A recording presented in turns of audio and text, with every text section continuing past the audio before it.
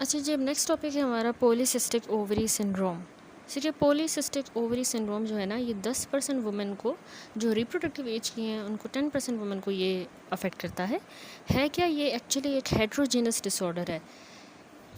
Heterogeneous disorder है यानी इसके सिम्टम्स जो हैं और इसकी सिवियरिटी वो वेरी करेगी widely among the individuals. While इसका एग्जैक्ट कॉज तो अभी तक डेफिनेटिवली नहीं पता, लेकिन जेनेटिक फैक्टर्स बिलीव हुए हैं कि इसमें कोई कुछ genetic factors significant role play कर रहे होते हैं और ये फैमिलीज़ में रन करता है। ठीक है, इसमें याद रखिए ओबेसिटी भी फ्रीक्वेंटली एसोसिएटेड होती है पॉलीसिस्टिक ओवेरियन सिंड्रोम के साथ। ओबीस होंगी वो फीमेल्स। ठीक है, तो इसकी डायग्नोसिस हमें कैसे करनी होती है? अच्छा, यहाँ इनाम दानिश में भी यही कह रहा है कि कॉमन डिसऑर्डर है, 2 से 5% वुमेन को रिप्रोडक्टिव लाइफ में अफेक्ट करता है और पेशेंट्स को ना स्टेडी स्टेट होती है रिलेटिवली हाई ईस्ट्रोजन की, एंड्रोजन की और एलएच लेवल्स की, rather than fluctuating level seen in the ovulating women. ठीक है, नॉर्मल ओव्यूलेशन हमने पढ़ा है, मेंस्ट्रुअल साइकिल, उसमें हार्मोन फ्लक्चुएट करते हैं डिफरेंट स्टेजेस पे, डिफरेंट डे पर हार्मोन की फ्लक्चुएशन होती है। लेकिन जो पॉलीसिस्टिक ओवरी सिंड्रोम में फीमेल होती हैं उनका एस्ट्रोजन, ईस्ट्रोजन, एंड्रोजन और एलएच लेवल एलिवेटेड होते हैं, बढ़े हुए होते हैं, कॉन्स्टेंटली फ्लक्चुएटिंग वे में नहीं होते। ठीक है, अब ये जो इंक्रीज लेवल है ना ईस्ट्रोजन का, ये एक्चुअली ओबेसिटी की वजह से आया है। हमें पता है जो ओबीस होते हैं लोग, उनके फैट्स जो हैं ईस्ट्रोजन बना रहे होते हैं, तो उस ओबेसिटी की वजह से ईस्ट्रोजन बढ़ता है। तो इसका यही हल हुआ कि पीसीओएस के लिए अपना वज़न कम करना होता है, फ़ैट कम करना होता है। ठीक है, क्योंकि वही ईस्ट्रोजन बढ़ा रहा है, ईस्ट्रोजन के बढ़ने से ही ये पीसीओएस हो रहा है। ठीक है, तो ओबेसिटी की वजह से ईस्ट्रोजन के लेवल बढ़े हैं क्योंकि ओवेरियन और एड्रीनल जो एंड्रोजन्स हैं वो कन्वर्ट होते हैं ईस्ट्रोन के अंदर इन द बॉडी फैट। ठीक है, अब हाई ईस्ट्रोजन के लेवल करेंगे क्या? एफएसएच को सप्रेस करेंगे और रिलेटिव इंक्रीज़ करवा देंगे एलएच का। अब ये ईस्ट्रोजन जो बढ़ गया है, क्यों बढ़ा? क्योंकि ओवेरियन और एड्रीनल जो एंड्रोजन्स थे वो फैट के अंदर कन्वर्ट हो गए ईस्ट्रोन के अंदर, यानी ईस्ट्रोजन के अंदर कन्वर्ट हुए। तो अभी बढ़ा हुआ ईस्ट्रोजन का लेवल। अब ये जो हाई ईस्ट्रोजन के लेवल है ये जाके क्या करते हैं? एफएसएच को सप्रेस करते हैं और एलएच को इंक्रीज़ कर देते हैं, रिलेटिवली इंक्रीज़ कर देते हैं। एफएसएच को सप्रेस कर रहे हैं, एलएच को रिलेटिवली इंक्रीज़ कर रहे हैं। अब कांस्टेंट जो एलएच की स्टिमुलेशन है ना, क्योंकि एलएच बढ़ गया है तो वो कॉन्स्टेंटली ओवरी को स्टिमुलेट करेगा। कॉन्स्टेंट उसकी स्टिमुलेशन की वजह से एन ओव्यूलेशन होगी। ठीक है, ओव्यूलेशन नहीं होगी, एब्सेंस ऑफ ओव्यूलेशन, और मल्टीपल सिस्ट बन जाएंगी।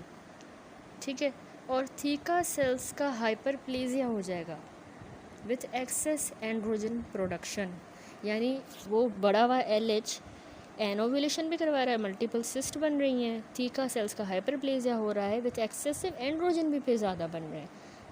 ठीक है, तो ये इसकी थोड़ी सी इसने पीसीओएस की काइंड ऑफ पैथोजेनेसिस समझाई कि ओबेसिटी की वजह से फैट सेल्स में ओवेरियन और एड्रीनल एंड्रोजन्स कन्वर्ट होते हैं ईस्ट्रोजन में।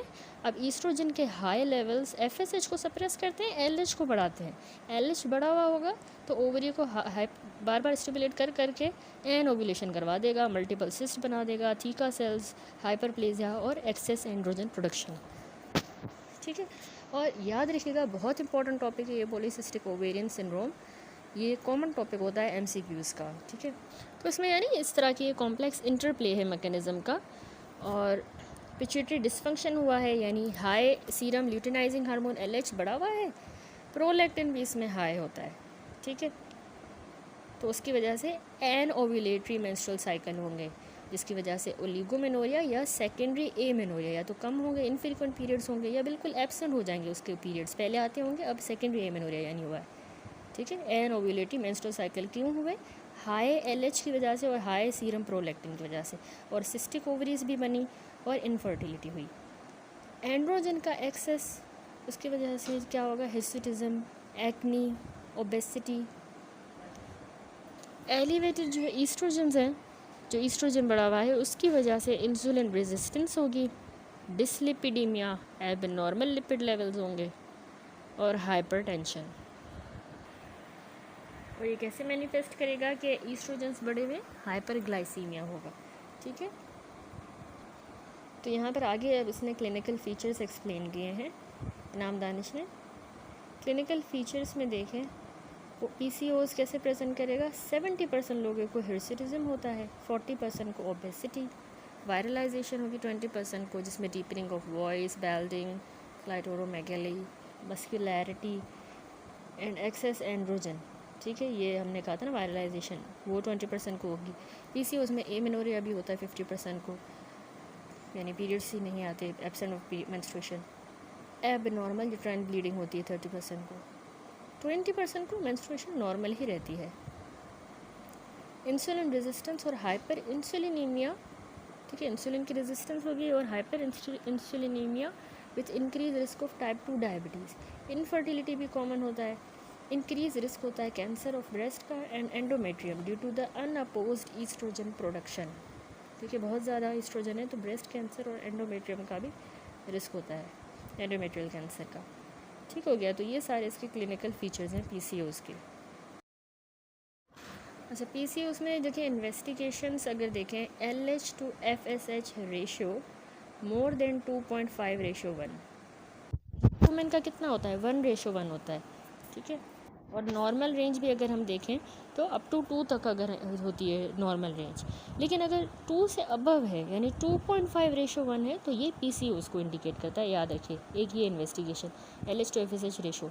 दूसरा, एंड्रोजन्स हमें बड़े हुए मिलेंगे, टेस्टोस्टेरोन और dehydro AP androsterone sulphate DHES। ठीक है, ये हमें एलिवेटेड मिलेगा।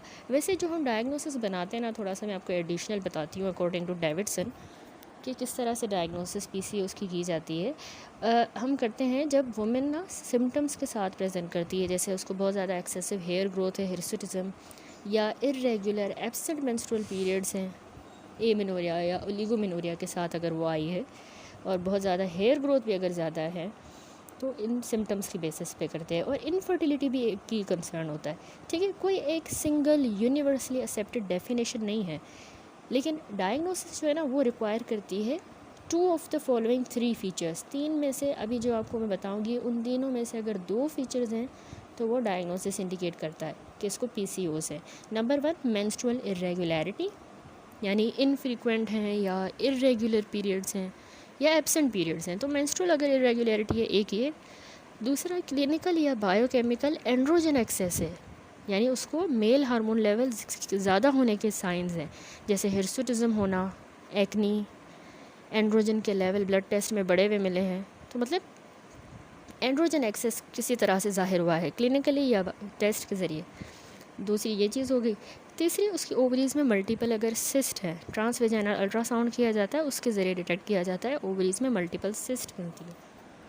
तो इन तीनों में से अगर 2 चीज़ें हैं, एक तो मेंस्ट्रुअल इरेगुलरिटी, एंड्रोजन का एक्सेस है किसी तरह से भी ज़ाहिर है, या हिर्सुटिज्म एक्ने की फॉर्म में, ब्लड टेस्ट की फॉर्म में एंड्रोजन एक्सेस है, और तीसरा ओवरीज़ में सिस्ट अगर मिलती हैं अल्ट्रासाउंड पे, तो इस तरह से हम डायग्नोसिस बनाते हैं पीसीओएस की। एंड में मैं आपको दिखाऊंगी फिगर जिसमें अल्ट्रासाउंड पे हमें मल्टीपल सिस्ट किस तरह नज़र आती है पीसीओएस वाले पेशेंट में, तो मैं आपको अल्ट्रासाउंड की पिक्चर दिखाऊंगी। अच्छा, अब कुछ एसोसिएटेड रिस्क होते हैं। जिन वुमेन को ना पीसीओएस होता है ना, उनको बहुत ज़्यादा रिस्क होता है कि उनको ग्लूकोज इनटॉलरेंस हो जाएगी, और उनको रिकमेंड किया जाता है कि वो टाइप 2 डायबिटीज़ की स्क्रीनिंग करवाएं, और बाकी कार्डियोवास्कुलर रिस्क फैक्टर्स भी जो मेटाबॉलिक सिंड्रोम के साथ एसोसिएटेड होते हैं, जो हार्ट डिजीज़ का रिस्क को बढ़ाते हैं, स्ट्रोक को, डायबिटीज़ की, उनकी भी स्क्रीनिंग करवाएं। ठीक है, क्योंकि इनका भी रिस्क होता है। अब चलते हैं मैनेजमेंट की तरफ। तो पॉलीसिस्टिक ओवेरियन सिंड्रोम जो है वो क्योर नहीं किया जा सकता, लेकिन उसके सिम्टम्स मैनेज किए जा सकते हैं। मैनेजमेंट जो है ना वो टेलर की गई है इंडिविजुअल की प्राइमरी कंप्लेन की बेसिस पे। हाउएवर क्रूशियल रिकमेंडेशन सबके लिए है कि ओवरवेट वुमेन जो हैं जिनको पीसीओएस है वो अपना वेट लॉस करें, तो उससे सिम्टम्स सिग्निफिकेंटली इम्प्रूव होते हैं, यानी मेंस्ट्रुअल रेगुलरिटी भी और टाइप 2 डायबिटीज़ का रिस्क भी कम होता है। ठीक है, तो ट्रीटमेंट ऑप्शन वेरी करेंगे जिनको पीसीओएस है, और किसी को सिर्फ एक भी सिम्टम हो सकता है पीसीओएस का, किसी को बहुत से हो सकते हैं, तो उस हिसाब से ट्रीटमेंट होता है। ठीक है, तो सबसे पहले ट्रीटमेंट में आता है कि हमने उसको लाइफस्टाइल चेंज का कहना है। जो ओवरवेट वुमेन होगी तो उसके सिम्टम और जो ओवरऑल रिस्क होता है in developing the long term health problem from PCOS can be greatly improve by losing access wait. ठीक है, अगर वो अपना वेट लॉस करती है तो बहुत इम्प्रूवमेंट मिल सकती है, लॉन्ग टर्म में इम्प्रूवमेंट मिलेगी। तो वेट लॉस सिर्फ अगर 5% का भी करती है, 5% अपना वेट लॉस, तो उससे भी सिग्निफिकेंट इम्प्रूवमेंट होगी पीसीओएस में। ठीक है, पेशेंट जो है ना वो अपना वेट लॉस कैसे करेंगे, एक्सरसाइज करेंगी, रेगुलरली उन्होंने एक्सरसाइज करना है, हेल्दी डाइट लेनी है, बैलेंस्ड डाइट। ठीक है, डाइट में बहुत सारे फ्रूट्स और वेजिटेबल्स हों, तकरीबन एटलीस्ट 5 पोर्शंस अ डे उसमें फ्रूट्स एंड वेजिटेबल्स हों, होल फूड हो यानी whole meal bread, whole grain cereals, brown rice. ठीक है, लीन मीट खाना है, रेड गोश्त नहीं खाना, लीन मीट जैसे फ़िश हो गया, चिकन हो गया, इस तरह फ़िश एंड चिकन। ठीक हो गया, तो ये लाइफस्टाइल चेंजेस सबसे पहले। दूसरा, मेंस्ट्रुअल इरेगुलरिटी और इनफर्टिलिटी के लिए हम क्या ट्रीटमेंट देंगे। देखें, इरेगुलर या एब्सेंट अगर पीरियड्स हैं, इरेगुलर है या नहीं आ रहे, तो उसमें कॉन्ट्रासेप्टिव पिल रेकमेंड की जाती है ताकि रेगुलर पीरियड्स इंड्यूस हों, या फिर पीरियड्स इंड्यूस किए जाएंगे using intermittent course of progesterone tablet. ठीक है, इंटरमिटेंटली हम प्रोजेस्ट्रोजन टैबलेट देके उसके पीरियड्स इंड्यूस करवाएंगे, क्योंकि उसको पीरियड्स नहीं आ रहे पीसीओएस की वजह से या इरेगुलर आ रहे हैं, तो हम आर्टिफिशियली उसको प्रोजेस्ट्रोजन देके इंड्यूस करवाएंगे। ठीक है, ये हर 3 से 4 महीने पे इंटरमिटेंट कोर्स दिया जाता है प्रोजेस्ट्रोजन का, लेकिन मंथली भी दिया जा सकता है। अगर ओलिगोमेनोरिया है यानी इनफ्रीक्वेंट पीरियड्स आ रहे हैं, इरेगुलर या फिर हैवी ब्लीडिंग के साथ, तो इस केस में अगर फर्टिलिटी डिज़ायर नहीं है तो उसमें ट्रीटमेंट की ज़रूरत नहीं होती। ठीक है, मेटफॉर्मिन की बात करें तो जो ओवरवेट वुमेन है उसमें मेटफॉर्मिन उसकी रेगुलर ओव्यूलेटरी साइकिल को रिस्टोर करने में हेल्प कर सकता है। कैसे? मेटफॉर्मिन इंसुलिन की रेजिस्टेंस को कम करेगी, वाइल ये फिर भी इतनी लेस इफ़ेक्टिव है बनस्बत क्लोमिफीन के इन अचीविंग प्रेगनेंसी, लेकिन स्टिल मेटफॉर्मिन भी फ़ायदे वाली है, बेनिफिशियल है। एंडोमेट्रियल हाइपरप्लेजिया के लिए जब यानी पीरियड्स उसको फीमेल को वेरी इनफ्रीक्वेंट है या बिल्कुल एब्सेंट है, तो उसमें हाई ईस्ट्रोजन लेवल पीसीओएस का जो है वो ओवर ग्रोथ करवा देता है, यूट्राइन लाइनिंग की एंडोमेट्रियल हाइपरप्लेजिया करवाता है। तो उसको प्रिवेंट करने के लिए प्रोजेस्ट्रोजन हम साइक्लिकली देते हैं ताकि उसमें रेगुलर शेडिंग हो एंडोमेट्रियम की, या progesterone impregnated intra uterine coil fit की जाती है। ठीक है, ताकि उसकी रेगुलर शेडिंग हो एंडोमेट्रियम की। ये हो गया उसका ट्रीटमेंट। अब पीसीओएस में फर्टिलिटी प्रॉब्लम के लिए क्या करें? विथ ट्रीटमेंट मोस्ट वुमेन जो पीसीओएस की होती हैं वो प्रेग्नेंट हो भी जाती हैं अगर पीसीओएस को ट्रीट किया जाए। ठीक है, मेजॉरिटी जो वुमेन है उनको successfully short course of tablet के ज़रिए ट्रीट किया जाता है at the beginning of each cycle for several cycle. अगर ये सक्सेसफुल ना रहा तो फिर उनको हम इंजेक्शंस ऑफ़र करते हैं या इन वीवो फर्टिलाइजेशन ट्रीटमेंट देते हैं। ठीक है, पीसीओएस में अगर उससे टैबलेट से सही नहीं होता। एक मेडिकेशन है जिसको हम कहते हैं क्लोमीफीन। क्लोमीफीन याद रखिएगा फर्स्ट ट्रीटमेंट होता है जो पीसीओएस में रेकमेंड किया जाता है जो प्रेग्नेंट होना चाहती हैं। ठीक है, क्लोमीफीन क्या करेगा कि मंथली रिलीज़ करवाता है एग का फ्रॉम दी ओवरीज, यानी हर महीने ओवरीज में से ओव्यूलेशन करता है। ठीक है, अगर क्लोमीफिन से भी फ़ायदा नहीं हुआ, अनसक्सेसफुल रहा, ओव्यूलेशन ना हुई, तो फिर एक और मेडिकेशन है मेटफॉर्मिन जो हम देते हैं। मेटफॉर्मिन टाइप 2 डायबिटीज़ को भी सही करती है, इंसुलिन को लोअर करेगी, ब्लड शुगर को भी लो करेगी पीसीओएस वाली वुमेन में, एज़ वेल एज़ ये ओव्यूलेशन को भी स्टिमुलेट करती है, रेगुलर मंथली पीरियड्स इनकरेज करेगी और रिस्क ऑफ मिसकैरेज को भी कम करती है। मेटफॉर्मिन के बाकी भी लॉन्ग टर्म हेल्थ बेनिफिट हैं, जैसे हाई कोलेस्ट्रॉल लेवल को भी कम करेगी, हार्ट डिजीज़ से भी बचाती है, रिड्यूस करती है। ठीक है, जैसा कि मेटफॉर्मिन फर्टिलिटी को स्टिमुलेट कर रही है तो इसको हम पीसीओएस के लिए एक एजेंट कंसीडर करते हैं। प्रेग्नेंट होने के लिए यूज़ नहीं कर रहे हैं हम इसको, पीसीओएस को कंट्रोल करने के लिए, करेक्ट करने के लिए कर रहे हैं। Make sure you use it suitable contraception if you are sexually active. ठीक है, फिर एक और ड्रग है लेट्रोजोल। लेट्रोजोल जो है और टेमोक्सिफेन, ये भी कभी कभार ओव्यूलेशन को स्टिमुलेट करती हैं इंस्टेड ऑफ क्लोमिफिन, ये भी यूज़ की जा सकती है, लेट्रोजोल और टेमोक्सिफिन। अगर पेशेंट इनसे प्रेग्नेंट नहीं हो रहा डिस्पाइट टेकिंग ओरल मेडिकेशन, तो हम डिफरेंट तरह की मेडिकेशन जिसको हम कहते हैं गुनेडोट्रोपिन्स, ये भी रेकमेंड कर सकते हैं। ये जो है इंजेक्शन के ज़रिए गुनेडोट्रोपिन्स दिए जाते हैं। ठीक है, गुनेडोट्रोपिन्स का अल्टरनेटिव क्या है? हम सर्जिकल प्रोसीजर करें जिसको कहते हैं लैप्रोस्कोपिक ओवेरियन ड्रिलिंग। ड्रिलिंग की जाती है, ओवरीज़ में काइंड ऑफ ड्रिल की तरह सुराख बनाए जाते हैं ताकि फिर ओव्यूलेशन स्टिमुलेट हो। ठीक है, फिर लास्ट ऑप्शन ये होता है हमारे पास। ये लाइकली है कि फर्टिलिटी स्पेशलिस्ट जो है वो फेलोपियन ट्यूब्स को भी चेक करेगा कि वो ब्लॉक तो नहीं है बिफोर के इनमें से कोई भी ट्रीटमेंट वो दे। तो ट्यूब्स की पेटेंसी चेक करना बहुत ज़रूरी होता है। ठीक है, ये PCOS में हो गया फर्टिलिटी का ट्रीटमेंट। अब PCOS में जो हेयर ग्रोथ का मसला था, फेस पे बहुत सारे बाल आ रहे हैं और सर के बाल झड़ रहे हैं, फ्रंटल बैल्डिंग हो रही है, गंजपन हो रहा है और चेहरे पे अनवांटेड बाल आ रहे हैं, तो उसके लिए एक्सेसिव हेयर ग्रोथ यानी हिर्सुटिज्म और हेयर लॉस यानी एलोपेशिया के लिए particular types of oral contraceptive tablets जैसे कि सिप्रिनडायोल, ठीक है, सिप्रिनडायोल, डायनेट या मार्वेलॉन एंड यास्मीन, ठीक है, ये ड्रग्स हैं। सिप्रोटिनोन एसीटेट, स्पाइरोनोलैक्टोन, फ्लूटामाइड, फिनास्टेराइड, ये हिर्सुटिज्म के लिए यूज़ होती है। ये करती क्या है, ये मेल हार्मोन्स के इफ़ेक्ट को ब्लॉक करती हैं, यानी टेस्टोस्टेरोन को ब्लॉक करेंगी और आल्सो ये इन हार्मोन्स की प्रोडक्शन को भी सप्रेस करेंगी, ओवरीज ये हार्मोन बनाए ही ना। एक क्रीम है जिसको हम कहते हैं एफ्लोरनिथीन क्रीम, ये तो आपने अच्छी तरह याद रखनी है, एफ्लोरनिथीन क्रीम, ये भी यूज़ की जाती है। ये ना daily affected area of the face पे अप्लाई की जाती है, हेयर ग्रोथ को ये इनहिबिट करेगी। ठीक है, जो अनवांटेड फेशियल हेयर्स हैं ना उनकी ग्रोथ को ये स्लो डाउन करेगी, हेयर को रिमूव नहीं करती या अनवांटेड फेशियल हेयर को क्योर नहीं करती, तो पेशेंट इसको हेयर रिमूवल प्रोडक्ट्स के साथ यूज़ करना होता है, जैसे वैक्सिंग वगैरह करवाई या लेज़र, उसके साथ ये एफ्लोरनिथीन क्रीम यूज़ करनी होती है। 4 से 8 हफ्तों के बाद ही इस क्रीम से इम्प्रूवमेंट मिलती है। अगर पेशेंट को अनवांटेड हेयर ग्रोथ है तो फिज़िकल जो मेथड होता है ना हेयर रिमूवल का, जैसे प्लकिंग, शेविंग, थ्रेडिंग, क्रीम्स या लेज़र रिमूवल, ये भी जो है यूज़ किए जा सकते हैं। यानी ये हिर्सुटिज्म के लिए पहला तो ये कॉस्मेटिक मेजर है, शेविंग, ब्लीचिंग, वैक्सिंग, इलेक्ट्रोलाइसिस और लेज़र ट्रीटमेंट भी होता है। छोटे हेयर्स हैं अपर लिप पर, चेस्ट पर, लेकिन ये ट्रीटमेंट उनके लिए इफ़ेक्टिव है लेकिन एक्सपेंसिव भी है, इलेक्ट्रोलाइसिस एंड लेज़र। फिर ये एफ्लोरनिथीन क्रीम है जो उसको स्लो डाउन करेगी। इसके अलावा एंटी एंड्रोजन थेरेपी भी होती है। अगर कंजर्वेटिव मेजरमेंट से सही नहीं हुआ तो हम मेल हार्मोन्स को ब्लॉक करने वाली ये दवाइयाँ देंगे जो मैंने आपको एक्सप्लेन की। इनको 3 महीने लगते हैं ताकि न्यू हेयर ग्रोथ में इम्प्रूवमेंट मिले और वो सप्रेस हो। ठीक है, एंटी एंड्रोजन थेरेपी, ये जो ड्रग्स मैंने आपको बताई। लेस इफेक्टिव जो ट्रीटमेंट है ना हिर्सुटिज्म का, उसमें मेटफॉर्मिन भी है, थायाजोलिडाइनिडायोन्स, ये भी हिर्सुटिज्म को ट्रीट करेंगे लेकिन लेस इफेक्टिव है compare to restoring menstrual regularity.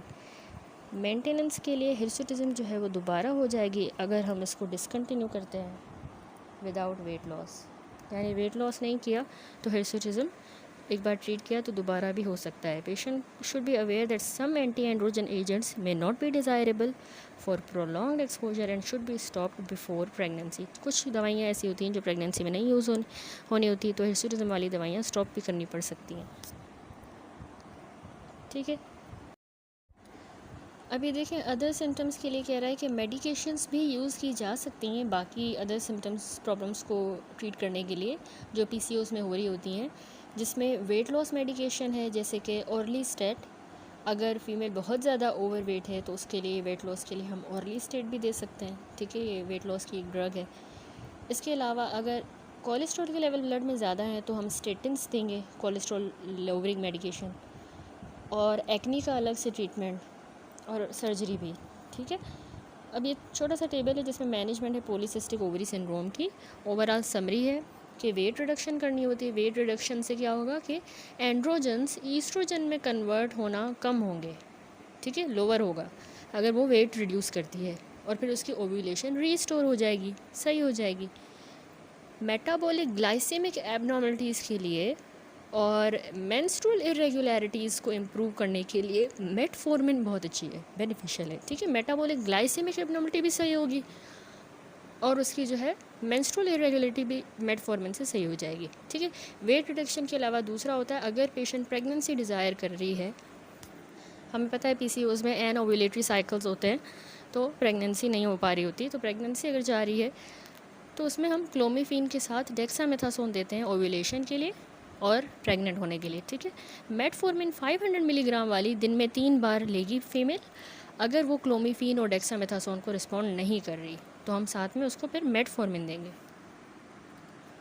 इसके अलावा पीसीओज़ में मेंस्ट्रुअल एबनॉर्मलिटीज़ अगर हैं तो medroxyprogesterone acetate 10 milligram per day first 10 days of the month should be given to ensure regular shedding of the endometrium, ताकि जो हाइपरप्लेजिया है वो ना हो। ठीक है, उसके लिए मिड्रॉक्सीप्रोजेस्टेरोन एसीटेट 10 मिलीग्राम पर डे 10 दिनों तक। हिर्सुटिज्म के लिए मैंने आपको बताया कि स्पाइरोनोलैक्टोन देते हैं, डेक्सामेथासोन या एपिलेशन या इलेक्ट्रोलाइसिस ट्रीटमेंट भी किया जा सकता है। तो मेटफॉर्मिन इतने फ़ायदे वाली नहीं है हिर्सुटिज्म के लिए, एक्नी के लिए या इनफर्टिलिटी के लिए। इसमें मेटफॉर्मिन का थोड़ा सा लिमिटेड रोल है। ठीक है, वेट रिडक्शन में और ग्लाइसेमिक एबनॉर्मलिटीज़ के लिए, मेंस्ट्रुअल इरेगुलरिटीज़ के लिए फिर भी अच्छी थी। हिर्सुटिज्म के लिए मेटफॉर्मिन स्पेसिफिक नहीं है। That's it. तो ये हमारा टॉपिक कंप्लीट हुआ पीसीओज़। अगली वीडियो से इंशाल्लाह डायबिटीज़ इंसिपिडिस स्टार्ट करेंगे। उससे पहले ये नीचे देखें फिगर पॉलीसिस्टिक ओवरी का बना हुआ है। राइट साइड पे हेल्दी ओवरी है, लेफ्ट पे देखें अच्छा जी, ये फिगर देखिए, पॉलीसिस्टिक ओवरी दिखाई गई है। एक्चुअली ट्रांसवेजाइनल अल्ट्रासाउंड स्कैन किया गया है जिस पर हमें ये मल्टीपल सिस्ट नज़र आ रही हैं। देखें कुछ जो है ब्लैक एरोज से इसने इंडिकेट किए हैं, ये छोटी छोटी सी सिस्ट बनी हुई हैं ओवरी में। ठीक है, और वाइट एरोज से भी जो है दिखाया गया है। वाइट एरोज भी ये सिस्ट को ही इंडिकेट कर रहे हैं। ठीक है, तो इस वुमेन को पीसीओज़ है, यानी पॉलीसिस्टिक ओवरी सिंड्रोम। छोटी छोटी सिस्ट बन जाती हैं ओवरी में।